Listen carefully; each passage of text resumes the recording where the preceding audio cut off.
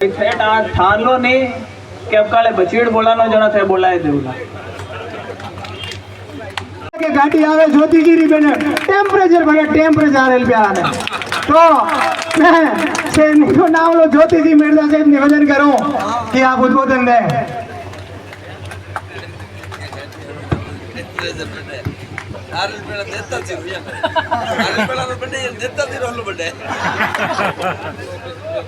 संघर्षों की राहों पर इतिहास हमारा चलता है, जिस ओर जवानी चलती है उस ओर जमाना चलता है। आज इस युवा मोर्चा के इस शानदार कार्यक्रम में मंच पर उपस्थित हमारे बीच में नागौर की दृष्टि से देखा जाए तो सबसे महत्वपूर्ण महकमे के जो मंत्री हैं, वे नहर ऊपर तो माने की चाहिए कहीं कौन चाहिए नहीं, नहर का मंत्री कौन है? सुरेश जी रावत साहब, जिन्होंने अभी अपना उद्बोधन दिया। तब मैं बड़े बुजुर्ग नहीं कहूंगी, क्योंकि कई ऐसे तो हैं जिनके धोले आए हुए हैं, पर मुझे मालूम है कि उनके मन में जोश युवाओं से ज्यादा है कि चुनाव आते हैं और इनके घुंघरू बन जाते हैं। और किसी मीटिंग में चले जाओ,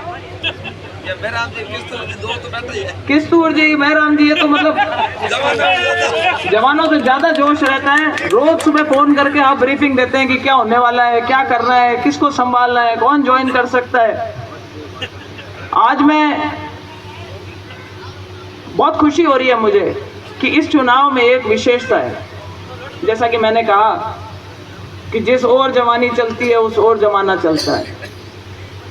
उसी राह में आज कई ऐसे हमारे छात्र नेता थे, छात्र थे, युवा साथी थे, जिन्होंने आरएलपी का और कांग्रेस का दामन थाम के आज छोड़ करके और आज बीजेपी का दामन थामा है।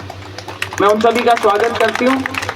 इसी श्रृंखला में कल एक आप लोगों ने भी सोशल मीडिया पे देखा होगा, हमारे बीआर मिर्जा कॉलेज के अध्यक्ष रहे भाई छोटे मेरे वासुदेव जी बाता, इन्होंने भी कल भारतीय जनता पार्टी ज्वाइन करी है। इनके लिए एक जोरदार ताली बजा करके वही स्वागत करें। बहुत ही व्यवस्थित इंसान है, बातचीत करके इंसान को पता चलता है कि वाकई में उम्र छोटी है पर ठहराव बहुत ज्यादा है। देखो, मैं कोई लंबे भाषण नहीं दूंगी, मैं सिर्फ इतना कहना चाहूंगी, ये मैंने मेरे भाषण में जब नामांकन रैली थी उसमें भी आप लोग कई लोग आए होंगे और वहां पर भी मैंने ये चीज बोली थी। मीडिया ने भी इसको उठाया था और कई नेताओं को गलतफहमी भी हो गई थी, इसलिए मैं उस बात को आज एक बार दोहराना चाहूंगी। आप कई जो गलत मानसिकता रखते हैं उन नेताओं ने बोला कि ज्योति मिर्जा ने ये बोला कि ये मेरा चुनाव है। ज्योति मिर्जा ने ये नहीं बोला था। मैंने क्या बोला था कि ज्योति मिर्जा इस चुनाव को रेवत डांगा जी का नहीं, अपना चुनाव मान करके चुनाव लड़ेगी। इन दो बातों में बहुत अंतर है और मैं आप सबसे भी यही आग्रह करूंगी कि चुनाव, हर चुनाव जो होता है वो चुनौती भरा होता है।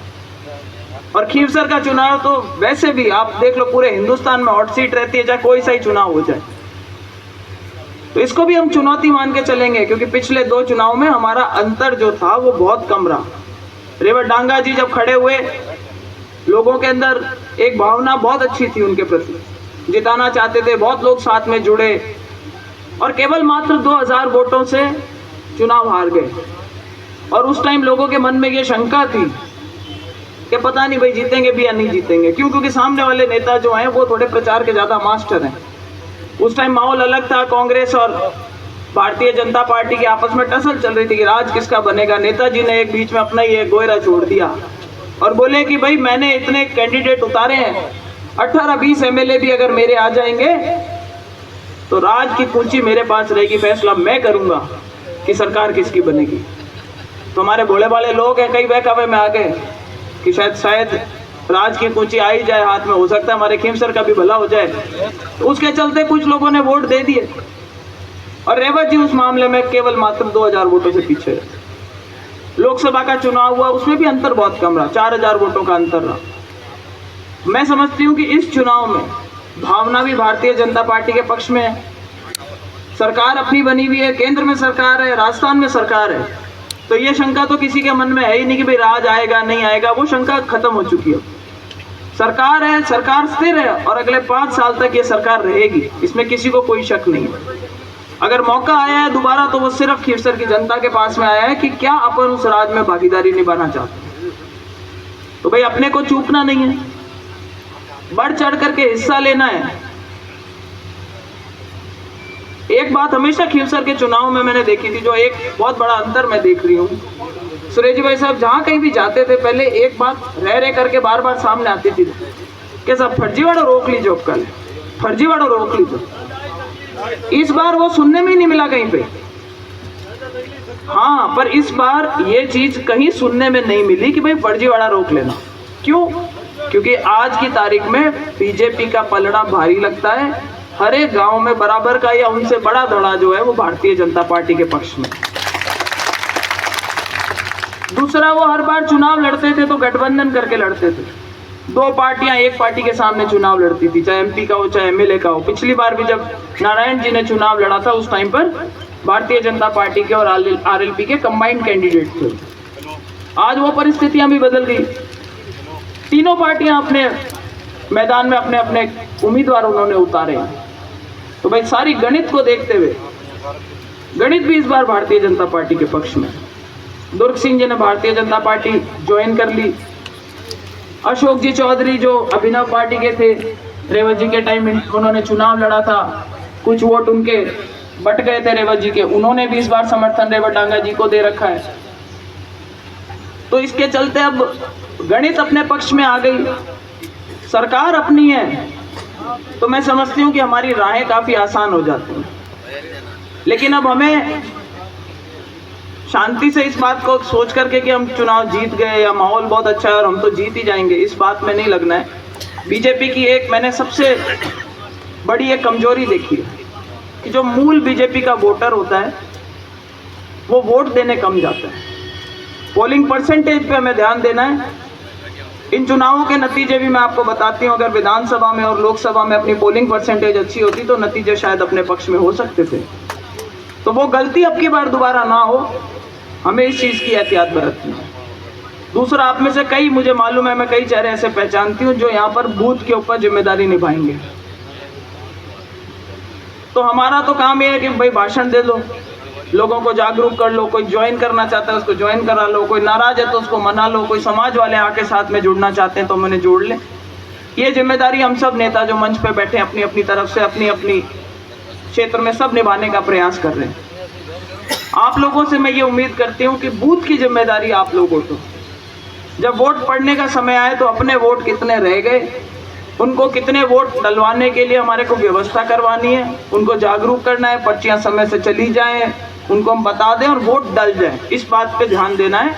इतना ही मेरा आप लोगों से आग्रह। और अब काले मैं बताया तो हम यहाँ के झाग आए उड़ा है, जट कटे जावे भाषण देवे शाम का उता उता तो मैं कहूँ अमल चाट और मामला बिल्कुल ही गड़बड़ हो जावे, रेडिएटर पानी फेंक देवे। हमारे काले परसों एक भाषण दियो और भाषण में कहे कि भैया जीत भी जाए जना कहीं किसी मुख्यमंत्री बन जाए, कोना में बैठी रही कहना भाई क्या फालतू वोट बर्बाद करवाओ। मैं तो ही कहवा कि हाँ रेवत जी ने जिताओ, पूरा पार्टी को जको बाहर है बाके ला रहे रेवेला, बाकी ताकत बन बाके मजबूती रखेला तो बन जिताओ। और मैं तो कहूँ कि मंत्रियों कम बाकी ताकत नहीं हुए हैं, इनको इंतजाम तो आपा कर दे वहां सगला मंत्री भी। तो भाषण वो कई देंगे, बरगलाने वाले भाषण देंगे, कहीं बोलेंगे उधर मैं जीत रहा हूँ इधर मैं जीत रहा हूँ। मैं कहूँ इस बार कंपटीशन चल रहा है कि चांदा पट्टी आगे रहे, सोलक आगे रहे या थली आगे रहे, ठीक है। और मुझे ऐसा लगता है कि इस बार तीनों क्षेत्रों में अपन जीत करके अच्छी बढ़त लेकर के निकलेंगे। लेकिन वो तभी पॉसिबल होगा जब आप लोग मेहनत करेंगे, आप लोग एक एक वोट डलवाने का प्रयास करेंगे रेवत जी के पक्ष में।